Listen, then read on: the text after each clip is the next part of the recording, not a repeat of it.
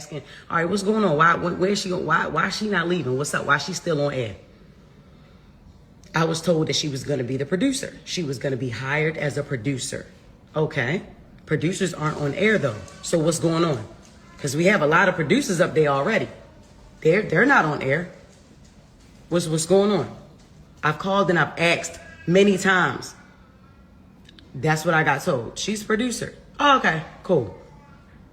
So I ain't asked no more. She's only on my segment. So I'm like, all right. I'm putting shit together. Because that's what I do. I put shit together. All right, here we go. So Shorty must about to be on the show. That's exactly what I put in my fucking head. Before anybody decided to come and tell me again. So I did another round of asking. All right, what are we doing? All right, so what we got today is Jess Hilarious talking about Lauren LaRosa and everything that's going on over at the Breakfast Club. Obviously, as the audience, as people that are just tuning in, we don't know everything. But Jess Hilarious, she's in the scene. She's on the show. She has a lot more information than we do. And she's saying, hey, it seems like ever since I left to go start a family, Lauren LaRosa has been taking over the show. I think this is something that everybody that tunes into the Breakfast Club, we've already noticed that. Jess Hilarious, she is famous from, I think, Vine as well. Vine, TikTok, Instagram, being a social media comedian. When people started posting all of their stuff, all of their content directly to these short form sources. That's what she's known for. And she had a segment called Jess with the Mess. On the Breakfast Club, she brought that over. It started, I think it replaced like the Rumor Report. I don't think they do that anymore. Now it's Jess with the Mess. When she went away, when she went to go take her maternity leave, do whatever it is that she needed to do for her family, Lauren LaRosa took that over. So now that she's back, they still have Jess with the Mess presented by Lauren LaRosa. And everybody that's been watching the Breakfast Club, including myself, my wife, we've noticed that Lauren LaRosa is an exponentially better reporter. And from what I understand, she comes from TMZ, so it's to be expected, right? Jess Hilarious is not classically trained in being a media personality. You know, she's come up through these different avenues through social media, and she probably has had some training by now, but she's not as in tune with being a radio personality and the training behind that comes with that as other people are, like Lauren LaRosa, DJ MV, Charlamagne, and even Angela Yee when she was on Angela Lee. That's a shout out to Webby. If you guys don't know, if you caught that, then you my type of people. Go ahead, drop a comment, like the video, and subscribe to the channel. But she's not as classically trained as them, so she doesn't have all the experience. She's not able to think on the fly, ask good questions as much as those people would be.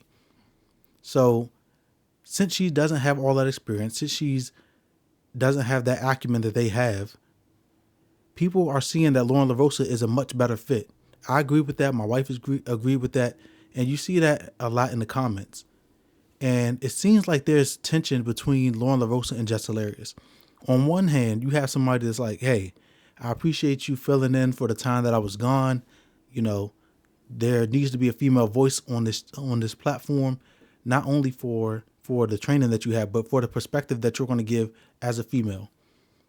So when Jess Hilarious comes back and Lauren LaRosa is not being pushed out, they're adding a fourth person on there. It's like, hey, this is throwing off the dynamic a little bit.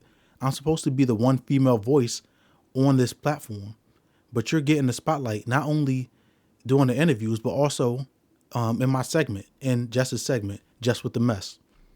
And a lot of people feel like Lauren does a better job at it. I feel like that. Like I said, my wife feels like that. The audience feels like that. So Jess, she's feeling like, yo, I'm being pushed out. And instead of coming to me and saying, hey, you know, we want to take it in a different direction, we think that this person is a better fit, they're just letting Lauren take over different segments. They're having her come in. I think Lauren was there when Dink DeMoss came. We just watched the interview. Me and my wife just watched the interview recently. I forgot who it was. But she was there for that interview. And you can tell the difference in the energy and the questions asked and the research done when Lauren is there and when Jess is there. Nobody guarantees that Jess is going to have a spot. Nobody guarantees that Lauren is going to take that spot, right? Everything is earned. Charlamagne does have a history with Jess Hilarious. I believe he's mentioned the fact that they're friends. So she's got to get her foot in the door, regardless if people feel like she deserves it or not. Charlamagne, he's one of the titans of that show. He's a big personality. He's been there since the inception of the Breakfast Club. So what he says is going to have a ton of weight. But you being friends with her, you putting her on, it's not going to outshine the fact that she's not performing as well, right? And this is just my opinion as somebody that used to watch the Breakfast Club religiously. I used to watch a lot of their interviews. I don't as much. I have my attention on other things. But somebody that does tune in, that's frequently seeing the dynamic on there and the difference between the research that Jess Hilarious does and what Lauren LaRosa is bringing to the table. It's miles apart. It's exponentially better when you have somebody that is, has the temperament for that. Not to say that what Jess is doing is not at a high level. It is. But it's different, right? If you're watching, you see it and I see it. I don't know how this is going to play out over the next couple of weeks, months. Is Jess being allowed to stay there because of her contract? I don't know. I just saw this. I thought it was interesting. And, the thing is, it's not promised to her. Regardless of the fact that you came in, you feel like they're being sneaky behind your back. It's their product. Nobody's being sneaky. Nobody has to be sneaky with the thing that they're producing. You have the slot, but you are still a guest on their show. You're a host of the show, but you're a guest in terms of them letting you be on their platform. They're like, hey, let me get somebody that's 100% career focused, that's a better match for the team, and we're going to rock with that person because the audience is meshing with them and vibing with them more. So we'll see what happens with Jess and her career over at the Breakfast Club, but it seems to be coming to an end, and that's why she's going to speak about it. Her money's going to slow up. She doesn't want to let that opportunity go. Rightfully so. It's a big opportunity. It's a big stage and a big platform.